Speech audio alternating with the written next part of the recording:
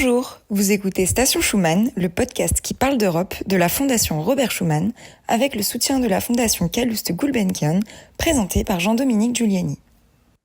Le grand plaisir aujourd'hui et le grand honneur de recevoir l'amiral Bernard Rogel, qui a occupé les plus hautes fonctions à la tête de nos armées auprès de deux présidents de la République, François Hollande et Emmanuel Macron, comme chef d'état-major particulier, mais aussi à la tête de notre marine pendant 5 ans comme chef d'état-major de la marine, et auparavant sous l'eau comme sous-marinier pendant plus de 27 000 heures de plongée et aussi très importante fonction à la tête de notre état-major des armées. Et donc, amiral, merci beaucoup d'avoir accepté d'éclairer nos auditeurs et de lancer en quelque sorte nos podcasts un peu pédagogiques pour essayer de comprendre ce qui se passe aujourd'hui dans ce monde en plein bouleversement. Et c'est la première question que j'ai envie de vous poser en vous demandant de dire qu'est-ce qui a changé dans le monde d'aujourd'hui, comment le voyez-vous, quelles sont les grandes tendances à l'œuvre pour essayer de comprendre comment nous devons réagir. Oui, bonjour et merci de m'accueillir dans votre podcast. Je crois que vous avez presque tout résumé dans votre question. Nous sommes en effet dans une période de profonde recomposition stratégique et je crois qu'il faut vraiment être persuadé que le modèle qui a structuré les relations internationales et les questions de sécurité à la fin de la guerre froide est définitivement arrivé à son terme. Cette nouvelle ère stratégique qui fait suite donc à celle que nous venons de quitter, où finalement l'Europe était plutôt à l'abri des menaces, dans une sorte de période que j'appellerais la mondialisation heureuse, avec une interconnexion du monde paisible, et puis l'absence de menaces existentielles à nos frontières, ce qui ne veut pas dire naturellement que le monde allait parfaitement bien ailleurs, et nous sommes employés à restaurer la paix dans un certain nombre de régions. Mais en tout cas, on voit bien que ce monde, cette période de la mondialisation heureuse, elle est presque derrière nous désormais et que nous faisons face à un monde stratégique qui se restructure sous l'effet de plusieurs tendances lourdes. Alors, j'ai l'habitude d'essayer de décliner ces tendances lourdes en 4 points. Le premier point, c'est indubitablement le retour des stratégies de puissance, c'est-à-dire le retour des politiques de la force et du fait accompli versus le multilatéralisme et le dialogue. Et ça, il n'est pas besoin de longs discours, on voit que c'est à l'œuvre tous les jours, de l'Ukraine à l'Iran et en passant par d'autres points chauds du monde. Ce retour des stratégies de puissance, il a 3 conséquences. La première conséquence, c'est un réarmement mondial extrêmement important. Pour donner qu'un seul chiffre, nous avions en 2025 une dépense mondiale pour l'armement de 2887 milliards de dollars, ce qui est considérable et ce qui a rapporté aux 1500 milliards de dollars qui étaient en vigueur à la fin de la guerre froide. Donc un réarmement mondial qu'on voit, et le marin que je suis ne peut que le souligner, qu'on voit en particulier dans le domaine naval, avec une Chine qui monte en puissance de manière extrêmement importante, parce qu'elle a compris que pour être une puissance mondiale, il fallait être une thalassocratie. Ça, c'est la première conséquence. La deuxième conséquence, qui est tout aussi embêtante, c'est quand même une érosion du droit international, et on assiste à un nombre croissant d'abolitions ou de violations des traités internationaux par les États. Et on peut constater que finalement, la force tend à remplacer la parole donnée, et ça, c'est quand même très embêtant. Et puis, la dernière conséquence, c'est le retour du nucléaire dans le langage stratégique. On reparlera probablement dans la suite de notre entretien du dernier discours de l'île Longue du 2 mars par le président de la République.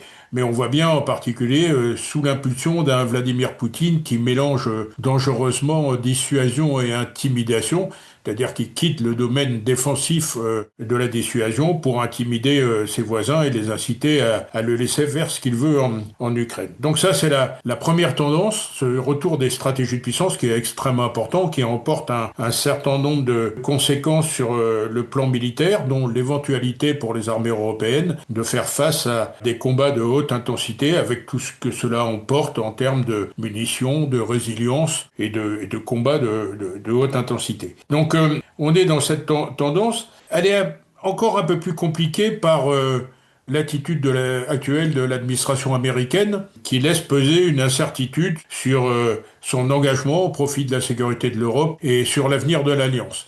Donc c'est une situation en soi qui est déjà compliquée, qui est encore compliquée aujourd'hui, je trouve, par l'attitude des Américains.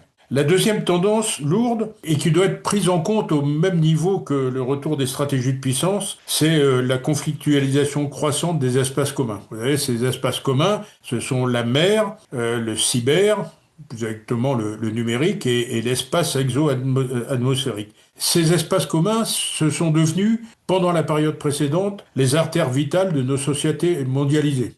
Pour le domaine que je connais le mieux, qui est la mer, on voit bien qu'aujourd'hui, 80% de ce qu'on trouve dans nos supermarchés passe par les espaces maritimes, et on voit bien, et on en a une démonstration assez flagrante aujourd'hui avec le blocage du détroit d'Ormuz, que nous sommes passés en presque 40 ans, depuis la fin de la guerre froide, d'une dépendance choisie à une dépendance subie. Il faut prendre ce point en compte parce que nous sommes devenus extrêmement dépendants des flux numériques, des flux maritimes, des flux spatiaux. Et évidemment, toute perturbation sur ces flux entraîne des conséquences graves, des conséquences au niveau des États, mais des conséquences également au niveau des sociétés. Et on voit bien aujourd'hui avec le prix à la pompe du carburant qui ne cesse de grimper sous l'effet de blocage du détroit d'Ormuz. Cette conflictualisation croissante des espaces communs, elle a aussi des répercussions à la mer en termes de zones maritimes. On voit aujourd'hui des puissances qui sont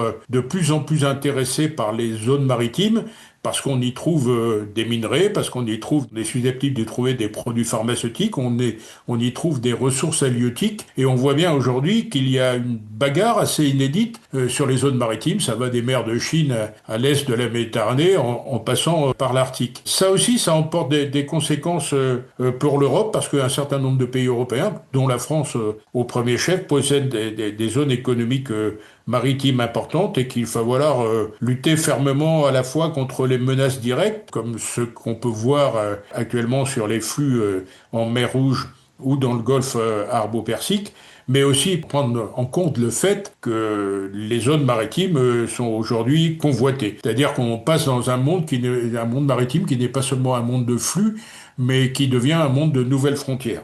Donc deuxième tendance, conflictualisation croissante des espaces communs qui sont les artères vitales de nos sociétés mondialisées. La troisième tendance, c'est le développement des stratégies hybrides. Alors c'est ce que j'appelle moi la dark war, en référence au dark web, c'est-à-dire tout ce qui se passe sous le seuil de conflictualité. Et là aussi, on voit que c'est en train de prendre une importance extrême, qui est aussi plus marquée parce que nos sociétés sont plus numérisées et qu'on a affaire à des adversaires qui utilisent toutes les capacités de ces sociétés numérisées, toutes les faiblesses plutôt de ces sociétés numérisées pour nous attaquer. Alors on pourrait faire une liste longue: la manipulation de l'information, les attaques cyber, les drones, les tentatives de fracturation des sociétés, comme on a connu en France avec les mains rouges. Rappelez-vous les épisodes des mains rouges sur le mur des Justes, des têtes de cochons devant les mosquées ou même des cercueils devant la tour Eiffel. Et puis on assiste aussi, et ça a été vrai particulièrement ces derniers mois en Allemagne, à des sabotages sur des installations militaires. Donc ces stratégies hybrides, c'est une menace inédite par son ampleur, inédite par ses modes de fonctionnement, parce qu'on assiste aujourd'hui à une sorte d'ubérisation des actions de stratégie hybride, c'est-à-dire qu'il n'est plus besoin d'avoir des services de renseignement extrêmement performants ou d'actions extrêmement performants. On peut faire appel pour les mettre en œuvre à quelques bandes de crimes organisés, je veux dire ça comme ça, pour quelques milliers d'euros, arriver à les mobiliser pour faire ce qu'on veut. Donc c'est quelque chose qui est nouveau, en tout cas par son ampleur, ces stratégies hybrides, cette dark war, et je crois qu'il faut là aussi avoir une réponse qui a commencé à venir d'ailleurs, au niveau européen. Et puis je rajouterais volontiers une quatrième tendance lourde qui est la fulgurance technologique. On est passé en quelques années de la loi de Moore, vous savez, cette loi empirique technologique qui dit que la puissance d'un ordinateur est multipliée par 2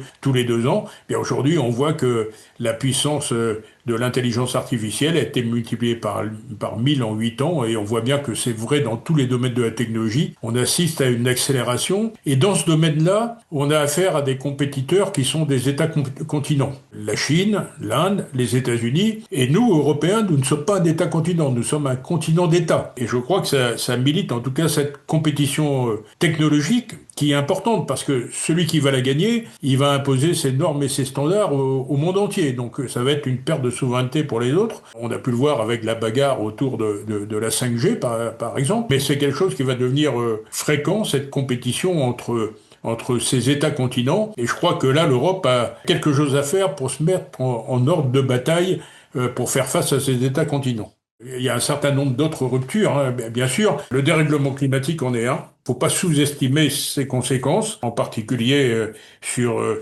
l'assèchement, si je peux dire, d'un certain nombre de ressources, dont les ressources halieutiques, mais aussi la montée des eaux qui va redéfinir un certain nombre de frontières maritimes et qui aura des conséquences dans le monde entier. Mais enfin voilà. Quand on a fait ce tour des tendances lourdes, on peut se dire que c'est vraiment une nouvelle ère stratégique qui se présente à nous, une ère qui sera plus compétitive, une ère qui sera probablement plus conflictuelle, et puis une ère où finalement l'Europe et l'Occident a perdu la domination qu'elle avait dans les domaines technologiques, militaires et économiques, et donc une Europe qui, à mon sens, doit se réveiller. On peut plus rester sur les modèles d'avant. Il faut qu'on soit en mesure de faire face à ce nouveau monde. Alors, une fois que j'ai dit ça, on n'est pas en train de perdre, hein.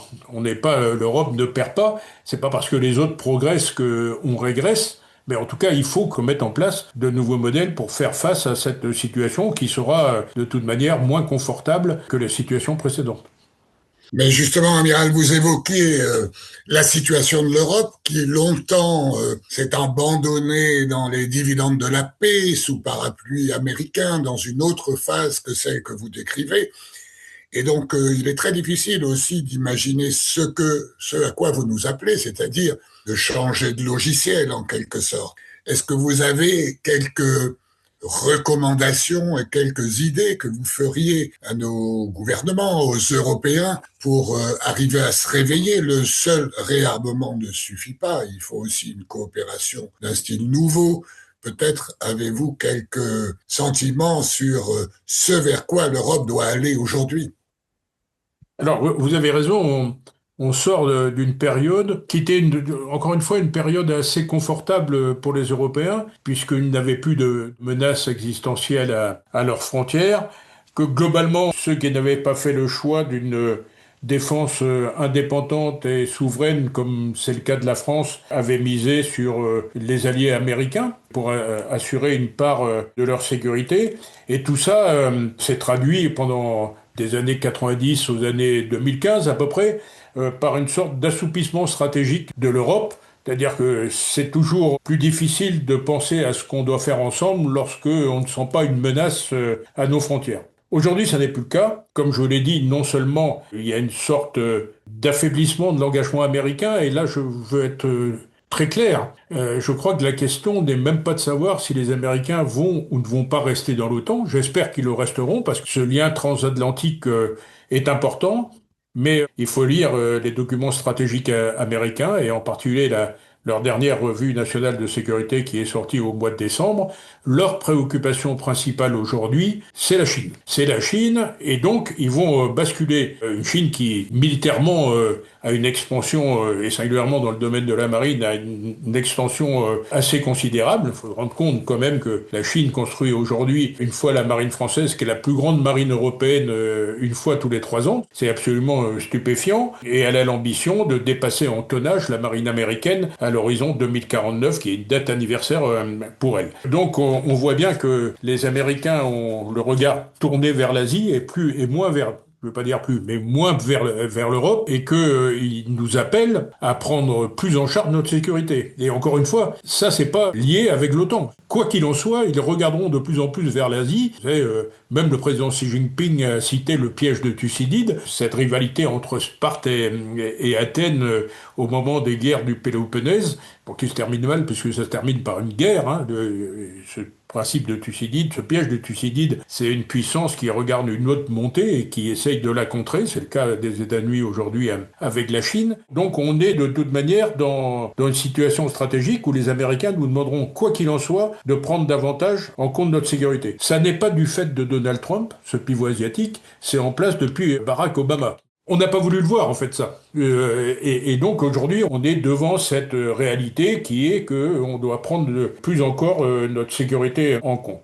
Donc, il faut qu'on sorte de cet assoupissement stratégique. Et puis, il faut prendre en compte le fait que aujourd'hui, l'Europe, qui a beaucoup progressé, je voudrais relativiser mes propos, mais qui a beaucoup progressé dans le domaine de la défense, bien, elle doit changer, je pense, de logiciel. Elle doit passer l'élaboration d'un mur en posant les briques les unes sur les autres à un véritable plan stratégique qui a commencé là aussi avec la boussole stratégique de 2022, mais en tout cas qui doit être beaucoup plus formalisé, je pense, au niveau de l'Europe. Il ne s'agit pas d'être compétiteur avec l'OTAN, il s'agit de faire de la défense européenne un pilier fort de l'OTAN, et puis finalement de répondre aux soucis des Américains, soucis légitimes des Américains, de consacrer l'essentiel de leurs moyens de défense à leurs nouveaux concurrents. Donc ça veut dire qu'il faut qu'on soit plus performant, il faut qu'on change de modèle, je pense, pour revenir à une vision stratégique parce que là, ce qui se passe, comme beaucoup de pays ont peur, il faut bien citer ce mot, tout le monde augmente son effort de défense, mais je crois qu'il est important de canaliser tous ces efforts au sein d'une stratégie européenne de défense et de sécurité, et que tout le monde n'achète pas la même chose. On sait qu'on a des lacunes, on n'est pas démunis. Quand on prend l'état des lieux des forces de manière brute entre la Russie et l'Europe, on voit qu'en termes de matériel, on est à peu près au même niveau sans les Américains. Donc on n'est pas démunis, mais ce qu'il faut, c'est agréger nos stratégies et être meilleurs sur des segments qui nous font aujourd'hui défaut, comme l'alerte avancée, les frappes dans la profondeur, et puis améliorer un peu notre défense aérienne. Donc on a des axes de progression, et l'axe de progression numéro 1, ça doit être de faire ce plan stratégique, d'améliorer notre plan stratégique avec l'hypothèse non nulle d'un désengagement partiel des Américains pour d'autres raisons que des fâcheries entre continents. Est-ce que ça veut dire qu'il faut une armée européenne ou seulement une concertation dans un plan avec une unification des commandements ou des coopérations? Comment vous le voyez? Un vrai sujet pour les Français, vous le savez. Moi, je ne crois pas à l'armée européenne, parce que pour avoir une armée européenne, il faudrait qu'on ait un État fédéral. Vous savez, l'armée n'est que le bras armé de la politique. Si la politique n'est pas unie, je ne vois pas très bien comment on pourrait construire une armée européenne. En revanche, je suis un fervent défenseur depuis de longues années de ce pilier européen de l'OTAN, et il faut qu'on fonctionne comme une alliance solide, qui ne soit pas seulement un dérivé de l'OTAN, mais avec une vision stratégique propre qui doit être déclinée sur tous les plans. Alors, ça, c'est le plan de la défense. Je crois que c'est pas suffisant. Nous sommes une puissance économique et monétaire. Nous sommes toujours une puissance économique et monétaire. Il faut qu'on conforte cette puissance et qu'on n'ait pas honte de ce mot de puissance. Il faut qu'on en joue. C'est-à-dire qu'on voit bien dans ce monde où les rapports de force sont devenus importants, il faut qu'on joue de cette puissance économique et monétaire. Et puis il faut c'est là où le bas blesse, je trouve aujourd'hui, il faut qu'on arrive à devenir une puissance technologique et que notre continent d'États soit en mesure de faire face aux États continents. C'est quelque chose qui me paraît vital. Pour reprendre un terme militaire, je pense que c'est la mère de toutes les batailles. C'est-à-dire qu'il faut qu'on arrête ces compétitions internes à l'Europe pour se mettre en dehors de bataille, pour faire face à nos compétiteurs qui sont puissants parce qu'ils ont un marché interne qui est important. Donc il faut pour résumer, il faut que l'Europe change sa vision. D'ailleurs, on sorte du modèle stratégique de la fin de la guerre froide. Aujourd'hui, nous sommes menacés, pas seulement parce qu'il ne faut pas avoir une vision réductrice, pas seulement par ce qui se passe sur les frontières est de l'Europe, mais partout dans le monde. Personne ne peut croire que l'Europe ne serait pas impactée par un choc militaire entre la Chine et les États-Unis. Je crois que c'est quelque chose que beaucoup d'Européens n'ont pas compris, et c'est les conséquences de la mondialisation. La mondialisation fait que les menaces, elles sont plus dépendantes de la géographie. Quelque chose qui se passe à l'autre bout du monde peut avoir des conséquences plus graves que ce qui se passe à nos frontières. On le voit aujourd'hui avec Hormuz. Et on le verrait demain si la Chine attaquait Taïwan. Parce que Taïwan, c'est 60% des semi-conducteurs mondiaux. Qui peut croire que ça serait sans conséquence pour l'Europe? Donc il faut avoir cette vision mondiale, ou mondialisée en tout cas, de nos intérêts et de regarder de manière un peu plus large. Ça, c'est pour la partie défense, mais il faut qu'on assume notre puissance économique, et il faut qu'on construise notre puissance technologique. Et ça, il faut qu'on le fasse tout de suite. C'est-à-dire qu'on n'a plus de temps. Le temps du confort et le temps de la réflexion est derrière nous. Maintenant, il faut aller très vite et monter en gamme, si je puis dire, sur ces 3 piliers essentiels. Merci beaucoup, Amiral. Alors, si j'osais vous poser une question, je dis à nos auditeurs que vous êtes un des meilleurs experts en matière de dissuasion nucléaire, non seulement pour avoir conseillé nos présidents de la République, participé à ce discours de doctrine que chaque président donne durant son mandat. Et donc le dernier discours de doctrine du président Macron, qui a eu lieu le 2 mars dernier à l'île Longue, a ouvert la porte à des coopérations européennes en matière de dissuasion. La dissuasion, c'est quelque chose de très consensuel parmi les Français, j'allais même dire de tabou. Comment voyez-vous cette dissuasion avancée contribuer à la sécurité de l'Europe sans mettre en cause ce que la France a bâti durablement, avec beaucoup d'efforts pendant des années, et d'ailleurs vous en avez été un artisan? D'abord, il faut rappeler, ce qui peut paraître une évidence pour les spécialistes, qui l'est moins pour le grand public, qui est que nous avons toujours considéré, et nos partenaires également, que la dissuasion française concourait à la sécurité à la fois de l'OTAN et des pays européens. C'était des déclarations depuis le sommet d'Ottawa pour l'OTAN et depuis la création de l'Union de l'Europe occidentale pour la dissuasion. Donc la dissuasion française participe de fait à la sécurité du continent européen. Dans un excellent papier que vous avez produit dernièrement sur la dissuasion française et l'Europe, je dis excellent parce que... dont vous êtes l'auteur. Oui, c'est un peu de la publicité déguisée, mais en tout cas, on voit bien que depuis longtemps, l'Europe fait partie de la réflexion française, en tout cas pour ce qui concerne ses intérêts vitaux. Quand on prend tous les discours des présidents de la République française depuis De Gaulle, à chaque fois, il y a une proposition qui va vers les Européens pour réfléchir sur la place que pourrait prendre la dissuasion française dans une défense de l'Europe. Je crois que ce discours-là, et encore une fois, il a été répété par chaque président. En 2020, devant l'école de guerre, le président de la République avait appelé à une réflexion commune, qui n'avait pas eu beaucoup d'écho parce que à l'époque, on commençait la phase Covid, et puis il y avait toujours cette ambiguïté dans l'esprit de nos partenaires européens entre l'OTAN et l'Union européenne. Aujourd'hui, je crois que le président de la République a été un cran plus loin en proposant cette notion de dissuasion avancée, qui n'est autre que la matérialisation de la dimension européenne de nos intérêts vitaux, telle qu'elle a été répétée pendant des années. Donc c'est cette proposition de dissuasion avancée.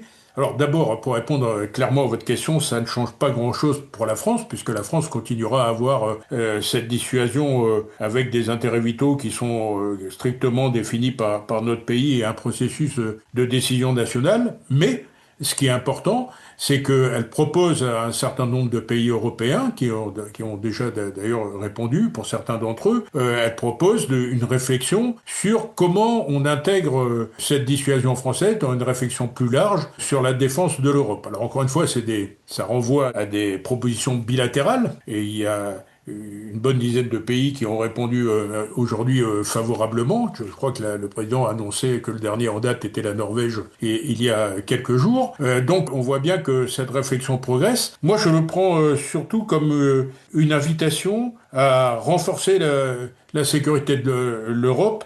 Et puis, elle repose sur le constat qu'il n'existe pas de menace extrême contre l'Europe qui n'affecterait pas nos intérêts vitaux. Donc, je crois que c'est ce qu'il faut comprendre. Et puis, c'est une invitation aussi à réfléchir, à faire ce que je proposais tout à l'heure, c'est-à-dire à réfléchir mieux sur ce que doit être notre défense européenne et avoir une vraie vision stratégique. La proposition française, c'est on fait cette dissuasion avancée, on discute avec les pays sur ce que sont leurs intérêts, comment ils pourraient s'intégrer dans nos intérêts vitaux. Mais en contrepartie, on demande à avoir une réflexion sur les forces conventionnelles qu'il faut pour épauler cette dissuasion. Une dissuasion, ça ne fait pas tout, ça ne répond qu'aux intérêts vitaux, et on voit bien qu'aujourd'hui, il y a un certain nombre d'actions. Je parlais tout à l'heure des stratégies hybrides, ou je peux parler des petits coups que pourrait nous faire, quand je dis des petits coups, des petites actions de force militaire pourrait faire la Russie ici ou là, et on a besoin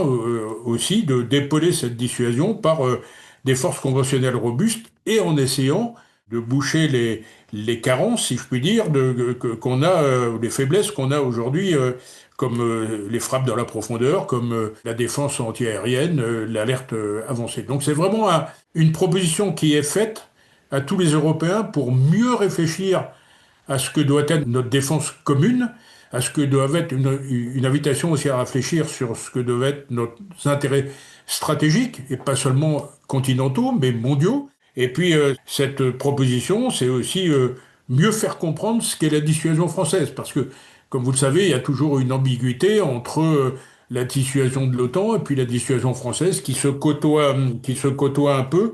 Donc, la proposition du président de la République, elle me paraît essentielle, et c'est probablement la base d'une meilleure défense de l'Europe. Et en tout cas, quand je vois le nombre de pays qui ont répondu favorablement, je crois que le moment est là. Entre la dangerosité du monde, entre la menace existentielle qui revient à nos frontières et, j'allais dire, l'affaiblissement, le mot est mal choisi, mais en tout cas des Américains qui aujourd'hui regardent ailleurs et nous demandent de prendre mieux en compte notre sécurité, ben, il faut répondre favorablement à ça par une réflexion élargie dans le domaine de la défense. Donc je crois que tout ça va dans le bon sens. Je crois qu'on est vraiment faut bien comprendre qu'on est à un moment crucial. L'Europe doit choisir désormais entre choisir son destin ou le subir. Si on ne se met pas en ordre de bataille sur les trois axes que j'ai évoqués, militaire, économique et technologique, nous subirons notre destin. Nous ne serons plus maîtres de notre destin.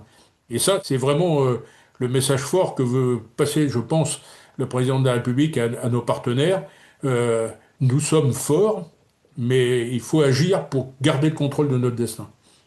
Amiral, merci beaucoup. Voilà une conclusion qui, à la fois, présente beaucoup de gravité dans les questions que vous évoquez, mais aussi quand même une petite lumière d'optimisme que j'ai entendue tout au long de votre contribution.